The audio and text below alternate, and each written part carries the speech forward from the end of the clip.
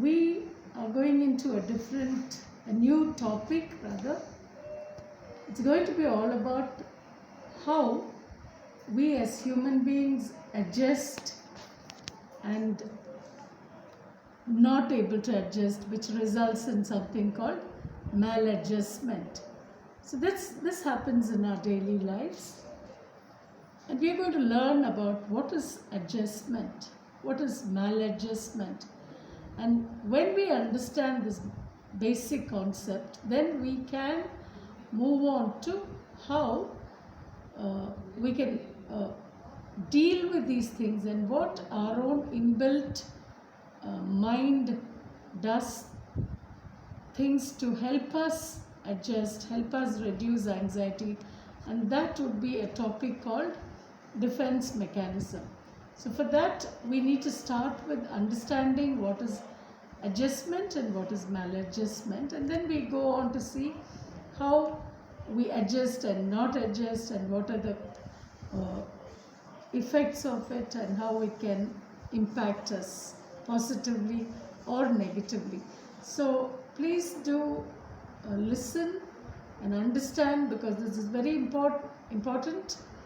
Even as we live as human beings, this is an area where a lot of us haven't learned how to adjust in a healthy way, and we see the consequences in the society around us, and we see the maladjustments causing havoc in people's lives. So I think it's something that as youngsters you need to know the basics of adjusting.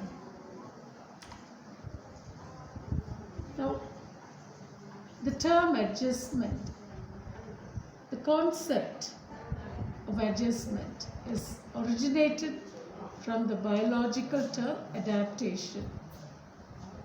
But psychologists use this term for varying conditions. Adjustment means the reaction to the demand and pressure of social environment imposed upon the individual. We all know that as we face every day, there are so many demands on us, whether they are children or adults, parents or students or teachers, anyone. There is this something called demand and pressure from the social environment we live in. And it is literally imposed on the individual. So basically adjustment or adjusting means the reaction, how we react to the demand and pressure that you receive from your social environment, whether it's from your home, whether it's from your school or from your vendors, or whether you're from your college or from your own peer circle, friends circle. There is different kinds of demands and pressure, and the reaction, your reaction to it, is called adjustments in a very simple way. So there are several definitions for adjustment. According to James Driver, adjustment means the modification to compensate for or meet special needs. This I'm sure it's quite clear that sometimes to adjust to something, to meet a specific need, we do modify and compensate. For example, somebody wants to fit a cake to a specific design, they cut off the cake so that it fits into that box.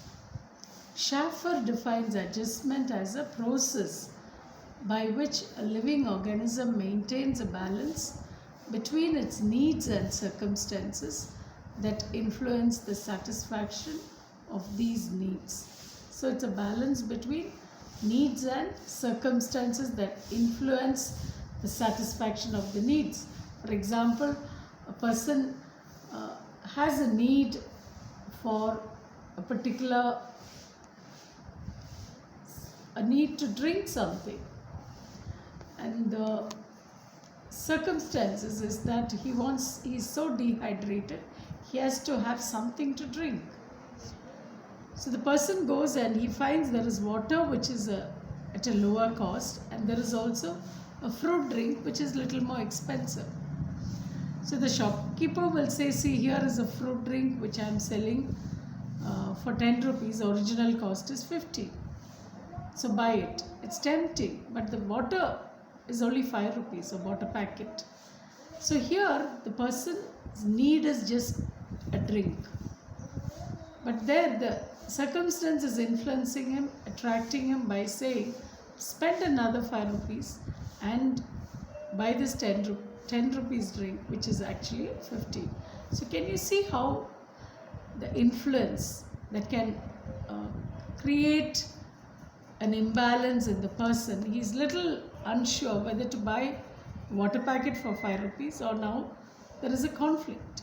So he has to make an adjustment because he has to see what satisfies his need or what he wants. So this is where adjustment is very important. If he has to balance that, he has to save that 5 rupees to buy something else for the family, he would certainly adjust his desire for the drink, fruit drink, and just manage with the water for 5 rupees. So this is the kind of balance that a person, and this is what Schaeffer calls as adjustment. Adjustment is the interaction between a person and his environment, which we saw in the example I gave. It's a environment gives 2 things for his need, a water packet and a fruit drink. So he has to interact between the interaction between him and the vendor. So how one adjusts in a particular situation upon one's personal character and also the circumstance of the situation. So it depends on the person's character, that if he's somebody who just falls into the temptation of, okay, another 5 rupees, I will spend off the 10 rupees I have, we'll go for the fruit drink. Now the person will say, let me not spend all my 10, I will just drink the water for 5 rupees and save this 5 for something else. So that's the balance which is attained based on the personal character of the individual and also how much pressure and demand is coming from the vendor who's selling the drink. So this is what is adjustment. Psychologists have viewed adjustment from 2 important perspectives. 1, adjustment as achievement, and 2, adjustment as a process. Coming to adjustment as achievement, it means how efficiently an individual can perform his duties under different circumstances, which is given the circumstances, given the duty, and given his own skills and whatever he has and his limitation, how best he can function to reach the perfect or the goal of his duty, which means a lot of it is required from the person, from the individual, that he has to work sometimes against the circumstances, work in spite of his limitations, because he has to work efficiently to perform his duties. It could be even an army soldier. He may be under pressure to take leave and go and meet his family in an emergency situation, but he has to perform his duty and then only he can get his leave. Even in a circumstance like that, sometimes he may be sick but still he's on duty, he cannot get sick leave, and he still has to go to the point where he has to defend the country, and a lot is expected of this soldier, and how efficiently he can adjust and still do his duty and somehow finish it and then come home. All that requires a lot of efficiency. And these kind of challenges are there for many individuals, especially those working in adverse conditions, those working in challenging conditions like army and in the hospital situation, the doctors, there may be a emergency call from home, but still under such pressurizing circumstances, they will still efficiently be able to perform a surgery or take care of the patient.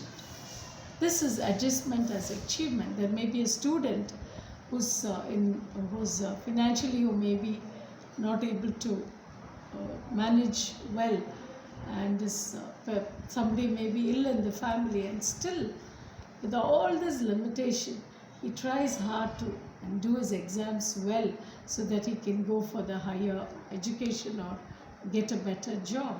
There his efficiency is used to the maximum, that he performs his duties in spite of the limiting circumstances. Adjustment as a process. Here it explains the ways and means of an individual's adaptation to his self and environment without reference to the quality or outcomes. Here it's more a kind of, I won't say passive, but here there is nothing expected of the individual. It's not an outcome based where the earlier one is more how efficiently he can perform his duties. So there is an end product he has to give. The outcome matters, quality matters. Here those are not so much important, but what is important is the ways and means of an individual's adaptation to his own self, how he goes about adjusting to himself and to the environment. Okay, these are the two ways the psychologists look at adjustment. I hope it's clear. Now, for you to have basics of adjustment, for you to understand and go further on other topics in this area, you need to know how a well-adjusted person consider every new situation as a challenge, meet it with intelligence, courage and wisdom. So it says that usually environment is challenging. A well-adjusted person is someone who takes every situation, a new situation, as a challenge, who will not give up. So what are the characteristics of a well-adjusted person? First thing is, a well-adjusted person is aware of his own strength and weakness. That's the first thing. Anybody in life should have a good understanding of what his or her own strengths and weaknesses are. A person can move forward only with this starting point that helps in every area when they know their own limitations and their own positive strengths. Second thing is respecting himself and others. Well-adjusted person will be able to have a good self-respect, good self-esteem. He or she will be able to respect herself or himself well. They will not feel low or feel they would reject themselves. They won't be ashamed of themselves. They will have a very healthy respect of themselves. The self-esteem or self-respect is good in people who are well-adjusted. And on the same line, they will also be able to respect other person as a human being. Very often, there are people who don't respect others in the same way they respect themselves. But a well-adjusted person will be equally respect others as much as they respect themselves. So it's no use in respecting one's own self and not disrespecting others. We need to treat the other person with dignity and respect and give them the same equal perspective to treat them as that they also have their rights and values and their own intelligence. And so a well-adjusted person will not look down on others that they are above and somebody else is below, irrespective of their educational status, whatever their status may be, or whatever it may be, they will still be able to respect another person as a good human being. So that's very important, and that's one of the important characteristics of a well-adjusted person. Third, an adequate level of aspiration. Well-adjusted person is not someone without a move forward attitude. They will have an attitude of wanting to do something, an aspiration, an interest in life, and a progressive attitude, a healthy looking forward attitude, which is aspiration, where they aspire to do something. They will always look forward to finishing a goal, look forward to achieving something, and this is very important if a person has to adjust to the environment. And the fourth is satisfaction of basic needs. A well-adjusted person would have found ways and means of finding his basic needs met, because he cannot do anything else unless his basic needs are met. So this is a person who would have found satisfaction of attaining or reaching his basic needs level. And the fifth person, absence of critical fault-finding attitude. This is something lacking in a maladjusted person. They're always finding fault with others. They always have something to criticize others. They will be critical of everything that others do. But a well-adjusted person will not have these traits or attitude. They will be more appreciative. They will be encouraging. They will try to see how best they can relate with this person who may have many faults, but still they will try to bring the best out of this person in spite of the other person's limitation. A well-adjusted person will bring the best out of anybody. That is a very good trait, where you look for the best in a person and try to bring out only the best and not keep pointing at only the faults in that person. That way, this person is not giving an opportunity for the other person to grow and to find his own potential. Many people have come up in life only by encouragement of others. They have reached even a higher point in their life only by being so basically, a person who is well adjusted will look for something good everybody, because he knows that all human beings have both weaknesses and strengths, because this person has understood his or her own strength and weaknesses. So he will know that the others also will have their weak points and strong points.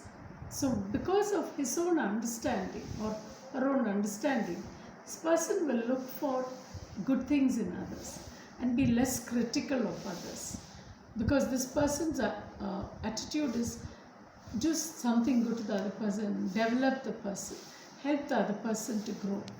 The minute we stop being critical of somebody, they will find an environment or ambience to grow well, they will have the ambience to see themselves as people who can achieve something, people with potential, because this is what a well-adjusted person does to somebody. So remember that you are a well-adjusted person only if you're not very critical of finding fault all the time with another person. There is a place to be critical, but it has to be done in a very positive way. The sixth one is flexibility in behavior. A well-adjusted person is not rigid. There are some people who are so rigid, they will not make even a minor adjustment. They are not flexible. But if you have to adjust to the environment and to people, you need to be flexible. Flexibility does not mean compromising on values. It doesn't mean you go and make something which is not right, to go and do something that's not right. That's not flexibility. Being in the right path and still being flexible. So please don't mistake flexibility means you can do anything and everything. That's not right also. No. So the seventh one is the capacity to deal with adverse circumstances. This is a very important trait, a characteristic in a well-adjusted person. A well-adjusted person will be strong when they are faced with adverse challenges, a tragedy or a big loss, and they are able to face any kind of suddenness. They are able to face any kind of threats to their well-being. These people have to, they have a inner strength to face anything that comes along the way. They are not thrown off balance. They face it with strength and in a healthy way so that they are able to overcome. This is something much needed. Many people break down when they face adverse or challenging circumstances. It can be a financial loss. Many people today, when there is a financial loss, they have too much of debts to pay. They want to commit suicide. There are families who commit suicide when there is debt. They're not able to pay. They're not able to face it. There are people who commit suicide the minute they have a failure in exam, or they fail in a relationship, they commit suicide. Or they give up when they fail in an exam, they give up further studies. This is something seen only in a person who cannot adjust. A person who is well adjusted will have the potential and capacity to deal with adverse circumstances. Eighth one is a realistic perception of the world. A person who is well adjusted will know what is reality and what is unreal. The person cannot live in a fancy world thinking that all is well. It can never be that way. That things will not be well everywhere all the time. Some things will be well, some things will not be going well. And a person, well-adjusted person, will know that world has its imperfections. Things will be imperfect. People will be imperfect. Nobody will be right all the time. A realistic perception of the world is a mark of a well-adjusted person. The last one is a balanced philosophy of life. This again is very important. And a well-adjusted person will have very good philosophy of life. It will be more a positive philosophy than negative philosophy. It will be more realistic philosophy than a kind of looking at fatalistic or very giving up kind of philosophy, and very negativistic kind of philosophy about life. Some people will think, oh, everything happening now is all bad. That's not a very balanced philosophy. Balanced philosophy would accept, accommodate both negative events and positive events in life. The philosophy and religious values and other values will be more balanced in a well-adjusted person. So these are the 9 characteristics of a well-adjusted person. You have to just go through it. Write it down in your diaries and see where you are in all these characteristics. Are you aware of your own strength and weakness? Do you have good respect of yourself? Do you respect yourself and other people? Do you have a good level of aspiration to do something in life, to achieve something in life?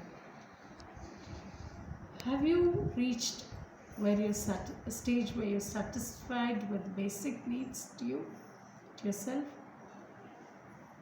And are you someone who can look at the good in others and be less critical, not finding fault all the time? There are some students who will always be God, finding fault with parents, whatever they do. Are you flexible in your behavior or very rigid? Are you willing to give up some things because somebody else will be happy? Not in a negative way, but in a positive way. Give up your own privilege because somebody will benefit. Being flexible and not rigid. The capacity to deal with, suppose something happens to you suddenly. Are you ready to deal with it? Do you have a very realistic, real perception of the world? And do you have a balanced philosophy of life?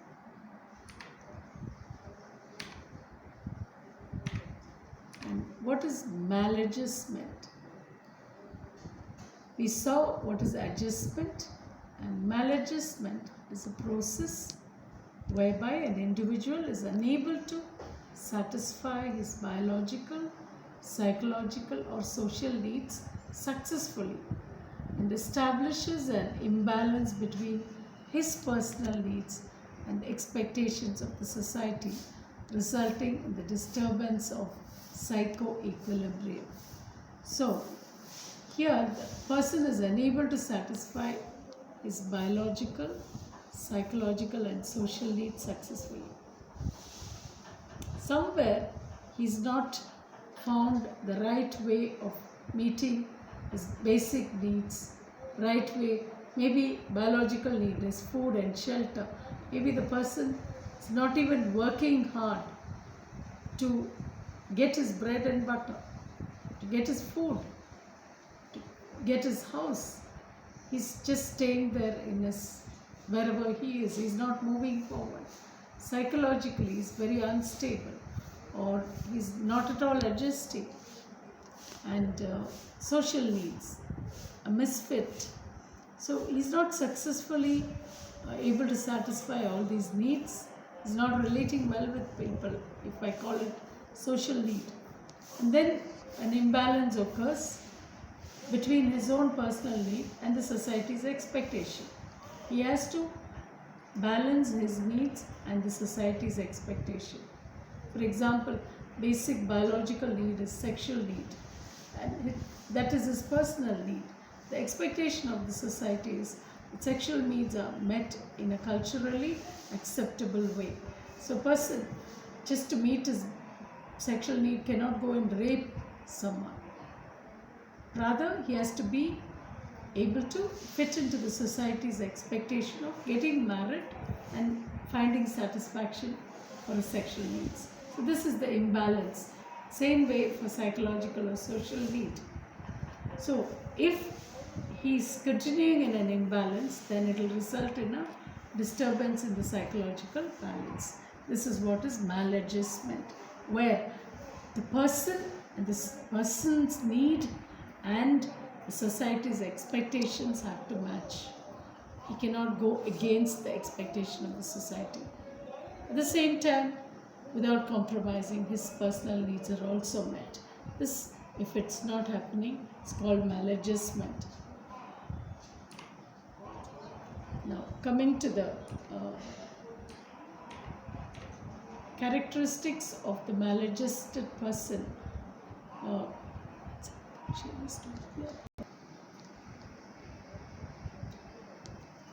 Now we will look at the characteristics of the maladjusted person. Just like we saw certain characteristics in a well-adjusted person, even a maladjusted person may have certain characteristics. First one is withdrawn and timid. A frequent withdrawal from difficult situations make an individual timid and weak in facing real life situations.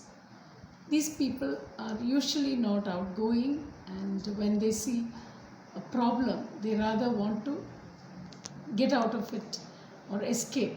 They will not be bold enough to face it. They'll run away from it or lock themselves up inside their room and not want to face it. They'll find ways of diverting their attention away from the problem without even thinking about how they can solve the problem. So, a withdrawal behavior and a timidity is another a characteristic of a maladjusted person.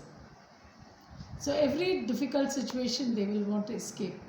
For example, even a child is constantly doing some mistake in school, like copying or doing things like that, will always try to escape by telling a lie and not face the truth. Second thing is, these people are shy and self-conscious. Their concern is with themselves. Mostly, they're very conscious of, aware of themselves, and always worried about themselves and thinking they are bad, they are not good, they are not efficient. They have a very negative evaluation of themselves. So basically, they don't respect themselves. They have a low self-esteem, which in the other adjusted person we saw that they are very respectful of themselves. They have a high self-esteem. Here, they evaluate themselves negatively. The third is they are very fearful people, always anxious and fearful, a kind of agitated state which is unpleasant. They even don't meet seniors from a higher class. For example, in school, some students are fearful of the seniors. Some students are very fearful of the teachers. They're very anxious, very frightened of everything. And the fourth is anxious, again, anxious and fearful. Anxious, they are always in an agitated state, very anxious about every small thing, easily disturbed, not calm. And the fifth one is delusions. Delusions is a false belief, not a rational, irrational belief. That is,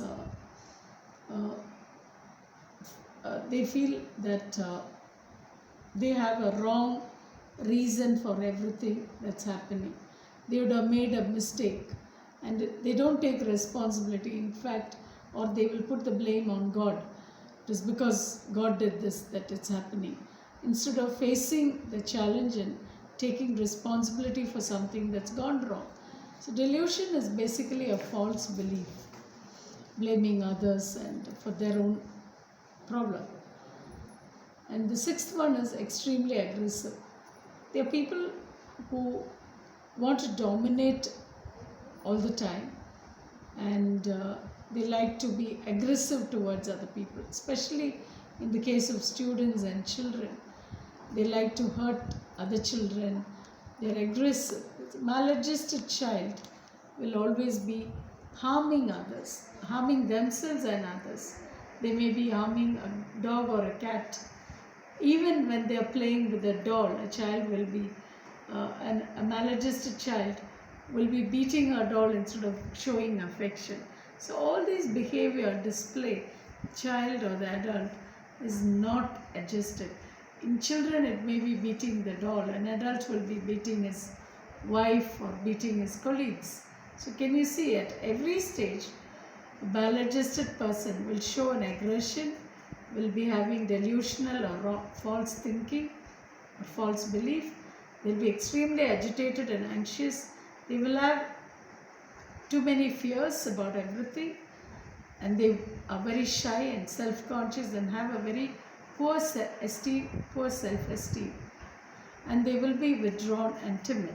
This is the, just look at it and see if you can go through it.